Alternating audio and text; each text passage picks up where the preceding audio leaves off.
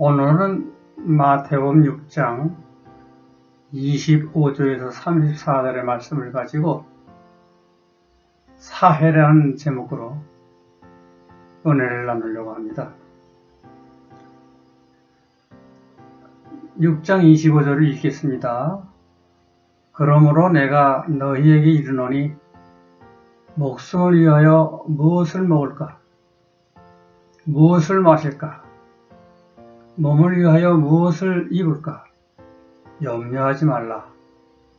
목숨이 음식보다 중하지 아니하며 몸이 의복보다 중하지 아니하냐. 공중의 새를 보라. 심지도 않고 거두지도 않고 창고에 모아들이지도 아니하되 너희 하늘 아버지께서 기르시나니 너희는 이것들보다 귀하지 아니하냐. 너희 중에 누가 염려함으로 그 키를 한 자라도 더할 수 있겠느냐.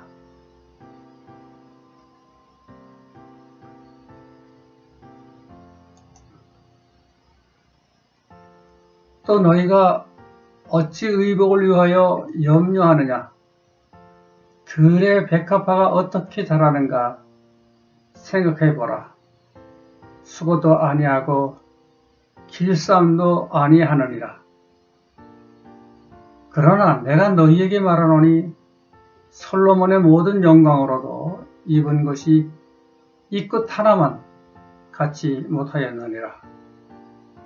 오늘 있다가 내일 아궁이에 던지는 들풀도 하나님이 이렇게 입히시거든 하물며 너희 일까 보냐. 믿음이 작은 자들아. 그러므로 염려하여 이르기를 무엇을 먹을까, 무엇을 마실까, 무엇을 입을까 하지 말라. 이는 다 이방인들이 구하는 것이라. 너희 하늘 아버지께서 이 모든 것이 너희에게 있어야 할 줄을 아시느니라. 그런즉 너희는 먼저 그의 나라와 그의 의를 구하라. 그리하면 이 모든 것을 너희에게 더하시리라. 그러므로 내일 일을 위하여 염려하지 말라. 내일 일은 내일을 염려할 것이요 한 날의 괴로움은 그날에 족하니라. 오늘 이 말씀을 가지고 사해라는 제목으로 말씀을 나누려고 합니다. 이 땅에 있는 동식물 중 인간이 가장 상위에 속하고 있습니다. 그런데 땅에 핀 백합화나 공중에 나는 새들도 다 그들이 살아갈 수 있는 길을 마련해 놓고 있습니다. 심지어는 우리 눈에 보이지 않는 저 미생물도 살 수 있는 길이 마련되어 있습니다. 따라서 인간을 이 땅에 내볼 때에는 인간들이 염려하지 않아도 살 수 있도록 되어 있습니다. 그래서 오늘 너희는 먼저 그 나라와 그 의를 구하라. 이렇게 되어 있는데 이 말을 그렇게 하면 다른 것은 저절로 해결된다. 그런 이야기죠. 여기서 나라는 천국이 아니고 사해라고 말합니다. 원어로는 바실레이아인데 사해라는 말에 가장 가까운 단어죠. 물론 예수 당시 사해라는 말이 없었습니다. 사해라는 말은 불란서의 꼬르트가 19세기 처음으로 쓴 말이죠. 사회의 가장 작은 단위는 가정이에요. 나라는 큰 단위의 사회 중 하나이죠. 따라서 가정에서 시작해서 인간이 사는 사회가 제대로 되어야 인간이 걱정 없이 환난도 없이 잘 살 수가 있습니다. 그런 거로 너희는 그 나라 즉 하나님께서 마련해 준 그런 사회를 구성하라는 말이죠. 그리고 그 의도, 그 사회의 의를 말합니다. 저는 이 의자를 제 이름이 의자가 들어가서 그런지 항상 의로운 행동만 하려고 노력을 많이 했는데 뒤돌아보면 그렇지 못했어요. 오늘 이 나라는 천국이 아니고 인간이 사는 사회를 말합니다. 따라서 사회를 구성하는 규례도 있어야 하고 또한 거기에는 질서도 있어야 하고 모든 여러 가지 조직이 제대로 되어 있어야 됩니다. 인간들이 이 세상에서 못 산다 하는 것은 사회 구성이 제대로 안 되어 있기 때문이죠. 예수께서 이 세상에 와서 정치나 사회 문제 이런 데 별 언급이 없습니다. 오늘 여기뿐입니다. 다시 말하면 예수가 이스라엘에 와서 그 나라가 남의 지배하에 있었고 그 민족이 고통하에 있어도 한 번도 자기 민족의 고통이라든가 또 정치의 잘못이나 그런 문제에 대해서 말한 적이 없습니다. 우리나라는 지금 선거 때죠. 그래서 대통령 후보들이 예비 후보들이 바삐 뛰어다닙니다. 방송에서 그런 얘기만 나오죠. 저도 이 말씀을 준비해야 되는데 혹시 어떻게 돌아가나 하고 구근도 하죠. 쓸데없는 얘기입니다. 진리의 말씀만 생각을 해야 되죠. 단지 오늘 여기서 많은 사람이 질문했기 때문에 그 일단을 말해 주는 것입니다. 인간이 사는 것은 개개인의 염려로 사회가 잘 되거나 생활이 잘 되는 것이 아니고 그들이 속해 있는 사회가 제대로 되어야 잘 살 수 있다는 것입니다. 왜냐하면 인간은 한시도 그 사회를 떠나서는 못 살기 때문이죠. 인간의 생활은 대단히 복잡합니다. 가령 옷을 만드는 사람이 있는가 하면은 먹을 것을 만드는 사람이 있고 많은 사람이 있을 때 질서를 유지해 주는 사람도 있고 병이 들면은 고쳐주고 간호해 주는 사람이 있고 또 가만히 앉아서 일하는 사람이 있는가 하면은 병이 들면은 치료해 주는 사람도 있고 또 움직이면서 또 육체적 노동을 하는 사람도 있습니다. 따라서 그런 복잡한 사회가 유지된다는 법이 있어야 되죠. 규례가 있어야 하며 일정한 질서도 필요하고 윤리도 있어야 합니다. 또한 그 사회를 유지할 만한 조직도 있어야 돼요. 그런 거로 하나님께서 사람을 낼 적에는 그 사회 속에서 살도록 되어 있습니다. 인간들이 국가를 만들어 산다 하는 것도 그 사회의 한 부분이죠. 그런데 이런 조직을 만들어 순서를 지키고 질서를 지키고 법을 지키고 그 사회에 필요한 모든 것을 잘 알아서 지키면 서로 잘 살 수 있지만은 그 사회가 경험을 가지고 있을 때는 그 사회에 속한 사람들이 살기가 어렵게 됩니다. 따라서 예수께서 그 사회의 의의를 구하라 말하신 것이죠. 오늘 본문에서 말은 천국의 의의를 구하라는 말이 아니죠. 오늘날 교회가 이것을 분간 못하고 있는 것이 또한 문제입니다. 이 사회의 의의도 여러 가지 계단과 분간이 있습니다. 예를 들어 이스라엘의 구약사회에서는 그 사람들 나름대로의 의의가 있었어요. 이 이스라엘의 의의는 무엇인가? 여호와를 잘 따르고 섬기면 그것이 그 사람들의 의의였습니다. 예로 다윗과 같은 사람은 이스라엘 나라에서 의인이었어요. 그러나 우리가 공정하게 판단하면 다윗과 같은 나쁜 인간도 없습니다.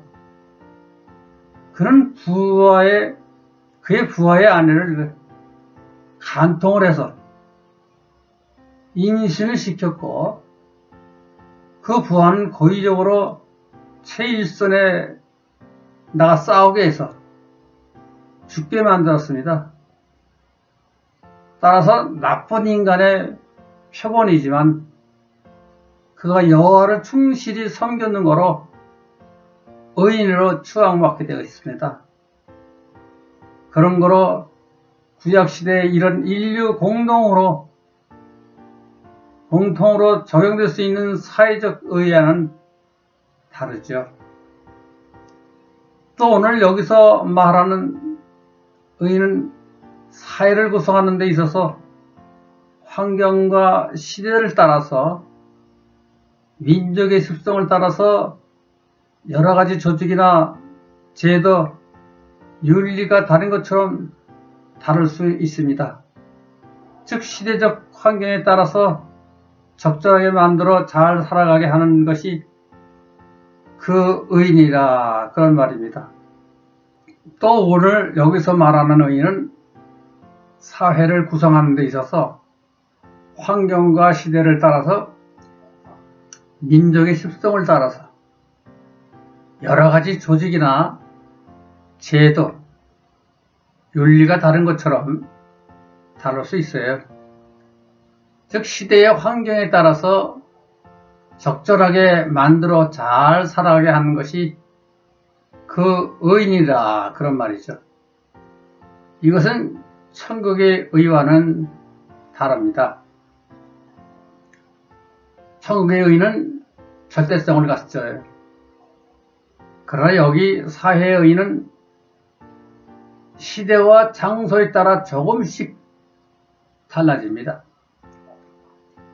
예를 들면 우리나라에서도 얼마 전까지만 해도 여자는 남자에게 복종해야 된다는 시대였습니다. 이혼할 수 있는 경우도 남자가 가지고 있었고 소위 칠거지약이라고 해서 여자에게 적용됐던 7가지 약이 있었습니다. 여자가 아이를 못 낳아도 그게 악이래요. 남편에게 순종치 않아도 악입니다. 시부모에게 불충해도 다 죄로 규정되어 내쫓김을 당했습니다. 이런 일들이 그 시대에는 통용되었으나 그러나 오늘날에 와서는 그런 것들을 옳다고 생각할 수가 없지요. 그런 거로 이 사회 제도라는 것은 시대를 따라 달라지고 경제적 조건이 다르면 달라지고 또한 민족의 특성이 다르면 달라지고 그때 상황 하에서 적절하게 만들어지는 것이 그 사회의 의인이라 그런 말이죠. 그런 거로 백합화나 공중에 나는 새도 살 길을 마련해 놓았기에 인간도 역시 살기 어렵게 되어 있지 않습니다. 인간들도 역시 그들이 잘 살아가는 방법이 있습니다. 그 방법 가운데 가장 중요한 것이 그 사회이고, 따라서 그 사회가 잘 될 수 있도록 그 사회의 의를 구해야 됩니다. 예수께서 이 세상에서 사회 문제를 다루거나 사회 문제를 가르치거나 하지 않았어요.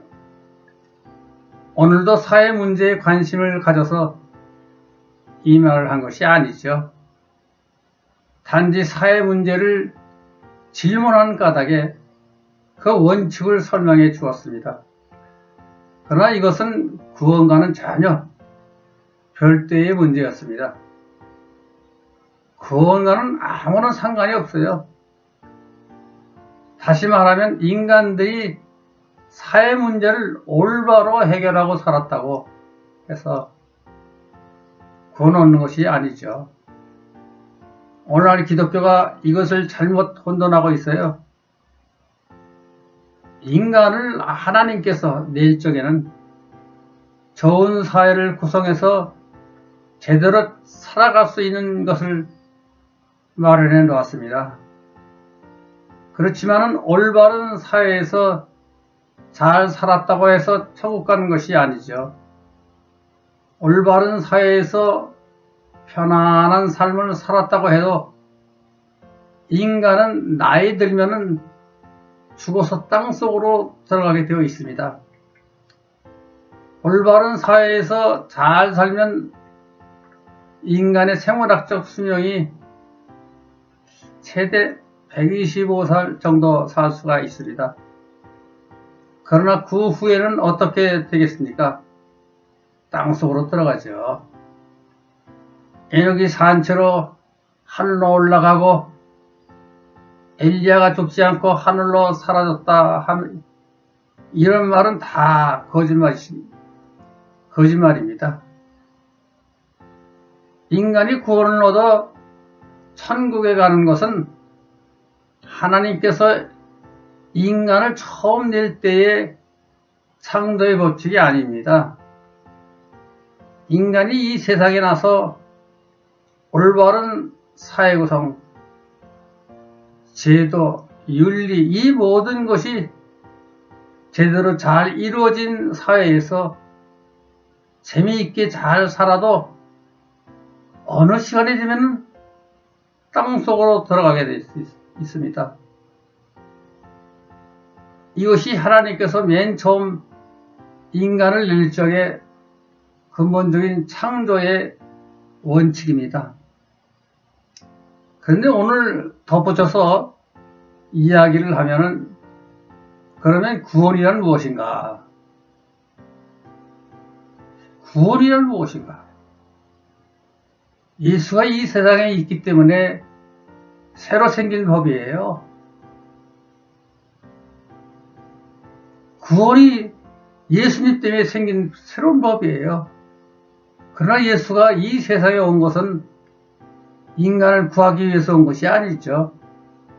즉 예수가 이 땅에 죄인을 구하러 온 것이 아닙니다. 예수는 하나님과 예수 사이의 특수한 목적 때문에 이 세상에 온 것이죠. 그 목적은 우리가 모릅니다. 이 성경에서도 기록이 없어요. 이것은 예수 단독으로 수행된 일이죠. 그가 이 목적을 달성하는 데는, 수행하는 데는 이 땅에 와야 돼 있습니다. 그는 이 땅에 오기 전에는 많은 일을 수행했습니다.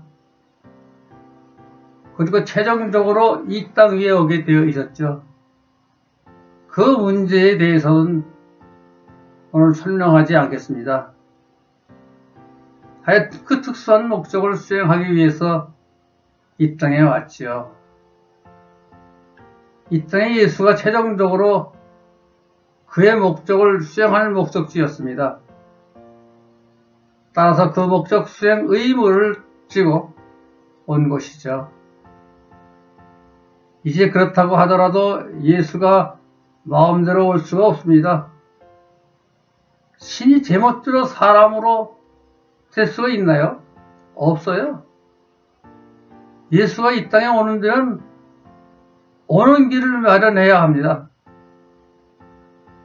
이 길을 마련하는 데에 하나님의 힘으로 자기 마음대로 인간이 되고 싶으면 되고, 무슨 원수가 되고 싶으면 되고, 이렇게 안 돼요. 하나님은 원칙에 어긋나는 일은 절대로 하지 않습니다. 예수가 이 땅에 온다고 하면은 새로운 길을 마련해야 되죠.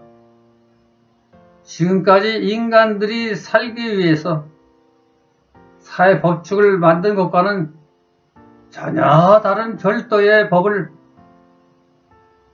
별도의 창조의 길을 만들어야 합니다. 또한 예수가 이 땅 위에 온 데는 신으로 온 것이 아니고 인간으로 왔습니다.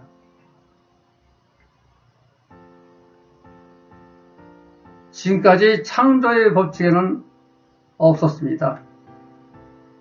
신이 사람으로 되기 위해서 새로운 창조의 법칙을 마련한 것이죠.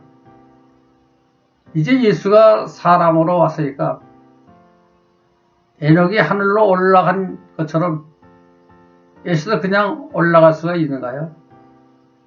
그와 같은 법은 없습니다.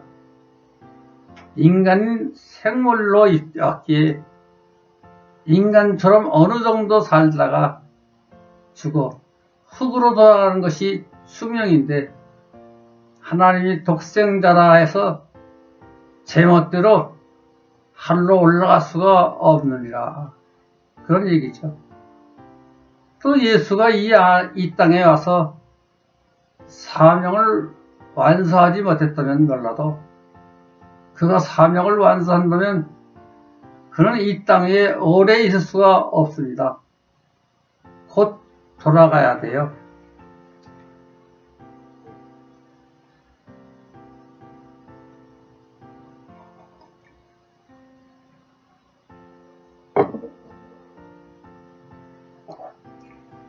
다시 말하면 그가 온 본향으로 돌아가는데, 하나님은 능력이 있으므로 그대로 하늘로 올릴 수 있는가 하면 그것도 안 되는 것이죠. 인간은 이 세상에 나서 살다가 죽으면 흙으로 돌아가는 것이 운명인데, 그러나 예수는 이 땅 위에서 그냥 죽을 수만은 없었습니다.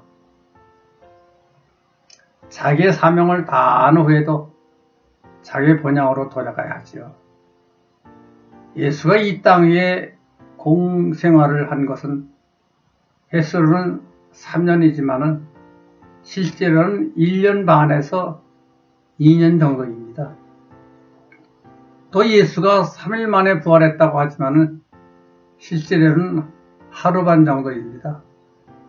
즉 금요일 오후 3시경에 십자가에 달려서 그 다음날 안식일을 지나고, 지금으로 말하면 일요일 새벽 여자들에게 나타났습니다.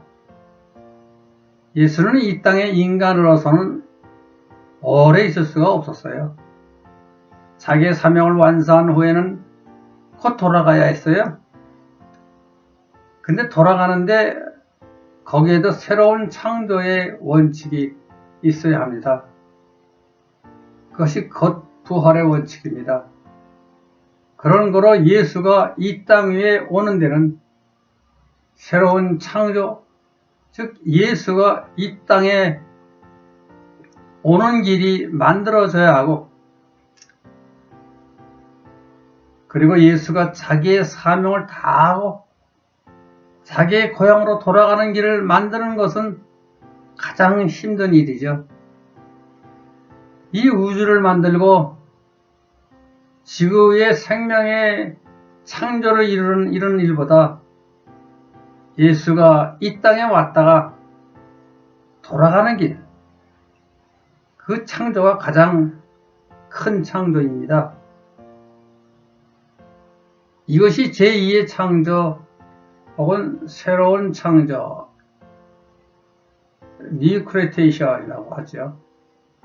그래서 새로운 창조의 법이 생긴 것입니다. 이것은 이 땅 위의 인간을 위한 것이 아니죠. 이것은 오직 하나님의 아들인 예수가 이 땅에 왔다가 그가 본향으로 돌아가는 그 사명을 다하기 위해 하나의 길이죠. 그렇다고 해서 그 길에 인간을 배제할 수는 없었어요. 즉 하나님이라고 해서 예수만 하늘에 다시 올리고 인간들은 안 된다.